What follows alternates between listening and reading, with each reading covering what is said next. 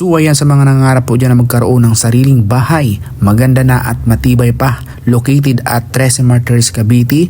Ito po mga ka-idol ang Hana South. Ang lot area po nito ay 45 square meter and then ang floor area niya po ay 43.39 square meter. Kung makikita nyo po mga ka-idol, ayan, so nakapintura na po siya, ibig sabihin finish na. And then nakatiles na rin po, and then ang lababo po nito mga ka-idol ay meron na rin pong cabinet sa baba at meron na rin pong gripo. Ayan. So syempre, ayan mga ka-idol, kung makikita nyo po yung sa labas, yung space area, ayan po kung makikita nyo po yung washing area. Ayan, pwede nyo po yan mga ka-idol lagyan ng bakod. And syempre dito sa may hagdan po, nandito po ang inyong CR. So meron na rin pong tiles, naka-tiles na as in talagang okay na. Wala na kayong papayos pa. So ayan o, diba? So meron na rin siyang shower. And syempre pag akyat nyo po mga ka-idol, yung hagdan pa lang is okay na, naka-tiles na din.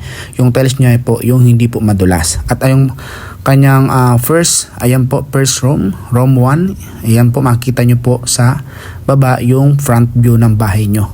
O diba? Kitang-kita po. And then syempre, yung isang kwarto po, yung master bedroom, ito po yon. So kitang-kita rin po mga idol is talaga namang naka-tiles na rin po siya. Yung tiles niya po hindi po yung madulas. At sliding window na rin po siya. Ang sliding window po na to ay matibay. Ayan po, no. So kitang-kita nyo po yung front view po ng bahay nyo. Yung sa baba po niya mga ka-idol is meron pong garahihan ng sasakyan. Sa mga gusto pong mag-inquire dito, mag-message lang po